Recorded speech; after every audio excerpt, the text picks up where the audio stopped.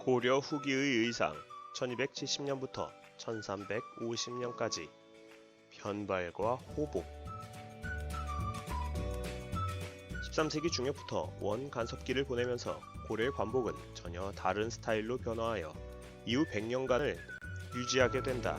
쉽게 말해 중국식에서 몽골식으로 변했다. 이 당시 왕은 물론 관료들까지 변발을 했고 몽골식 의상을 착용했다. 다만 귀족들과 달리 서민들의 경우는 이전 시대와 별 차이가 없었던 것으로 보인다. 변발도 하지 않았고 호복도 입지 않았다. 청나라의 경우 피지배 민족에게 변발과 호복을 강요한 데 비해 원나라의 경우는 따라하고 싶으면 하라는 식이었기 때문임. 오히려 고려의 변발과 호복은 자발적으로 시작한 것이었고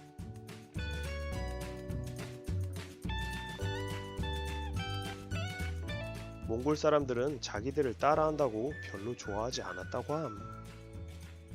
변발은 유목민들 특유의 전통 헤어스타일인데 몽골계 유목민들은 앞머리와 옆머리를 남겨두고 옆머리를 양갈래로 따내렸던 데 비해 이런 스타일을 곤발이라고도 한다. 만주계 유목민들은 뒷머리만 남겨두고 전부 밀었다는 점에서 차이가 있었다.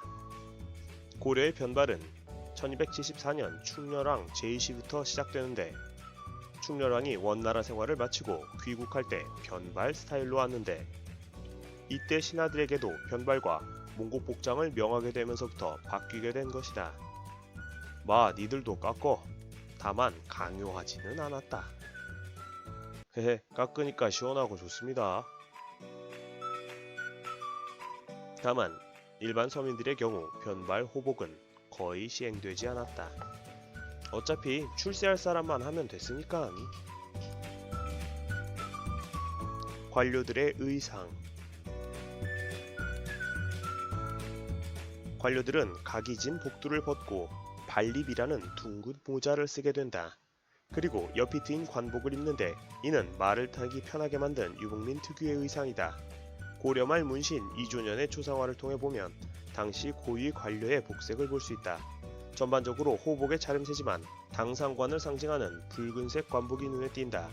반면 하급 관료는 푸른색 관복을 유지한 것으로 봐서 여전히 중국식 음양 오행설을 중시했음을 엿볼 수 있다. 한편 이조년의 아들 이포는 독특한 발립을 쓰고 있는데 뒷목덜미에 모군을 부착한 스타일은 당시 원나라 최신 유행이었다. 원 간섭기 후기로 가면 점점 더 몽골 양식이 다양해지는데 위에 관료가 입은 반팔 차림의 외투, 다포 역시 몽골 전통 양식이다. 또 변발을 하고 양쪽 머리를 따내린 모습도 보인다. 참고로 당시 관료들의 장화는 겉감은 가죽, 안감은 삼배였다. 한편 성리학자들의 경우 일상에서 여전히 중국풍을 고수하는 이들이 많았다. 여인들의 의상, 족두리, 댕기머리, 연지곤지, 은장도, 저고리. 고려로 시집온 몽골 공주들은 고고라는 모자를 쓰고 다녔다. 이들은 고려 왕비의 옷차림과 치장을 따르지 않고 몽골식을 고집했는데 고고는 몽수와 비슷한 쓰개용 모자였지만 높이가 훨씬 더 높고 쓰개의 길이는 더 짧았다. 때때로 원의 황태후들이 왕비에게 고고를 선물로 보내 착용을 장려하기도 했다. 때문에 삼국시대부터 있어왔던 몽수가 차츰 사라지고 궁중 여인들은 고고의 개량형인 족두리를 쓰기 시작했다. 족두리는 몽골 여자들이 외출할 때 사용하는 것이었다. 일반 여성들의 꾸밈에도 큰 변화가 생겼는데 시집갈 때 신부가 장식하는 산호구슬로 엮은 도투락 댕기는 몽골의 기원 여성들이 사용하는 도트를 모방한 것이고 신부가 얼굴에 연지와 곤지를 찍는 것도 몽골에서 전해진 풍습이었다. 또 미혼의 남녀들이 이때부터 긴 생머리 대신에 머리를 닦는 댕기머리를 하게 되는데 이 또한 몽골의 풍습이었고 여자들이 머리를 따을 때 숱이 많아 보이도록 넣은 가채도 이전에 고려에는 없었던 몽골의 양식이다.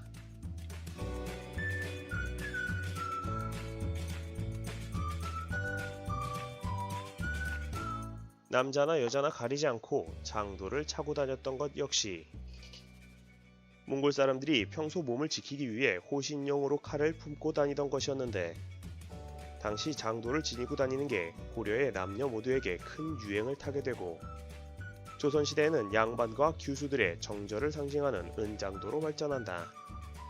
또 호복의 영향으로 의복이 간소화되어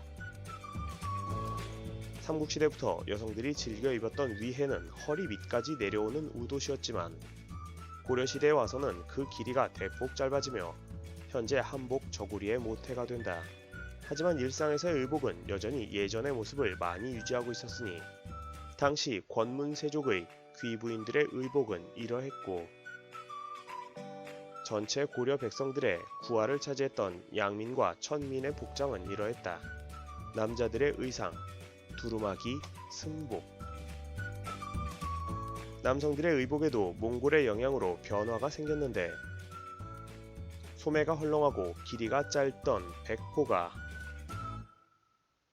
몽골의 영향으로 소매가 좁아지고 길이도 길어졌는데 그리하여 조선시대를 대표하는 외출복 두루마기가 탄생한다. 고려 때는 노비라도 주인의 체면을 생각해서 복두라는 관모를 씌워줬는데 이 시기에는 복두 대신 발립과 발입모를 씌워줬다.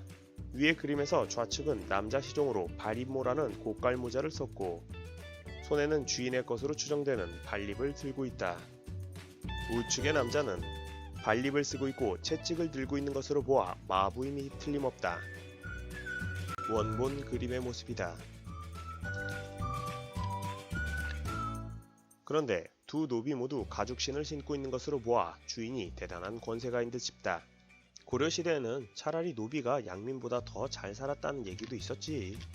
노비야 주인한테만 뜯겼지만 양민은 관아에 뜯기고 향리에 뜯기고 지주에 뜯기고 여기저기서 뜯겼으니까 실제로 평민들의 복장은 초라하기 그지없었다. 한편 이 시기에 승려들의 옷차림에도 변화가 생기는데 그동안에는 나라에서 승계를 받은 승려들에게만 옷감의 종류와 색깔을 지정해 주었는데 그러다 보니 승계가 없는 일반 승려들은 일정한 규정 없이 비단 옷을 입기도 하고 색깔도 여러 가지여서 혼란스러웠다.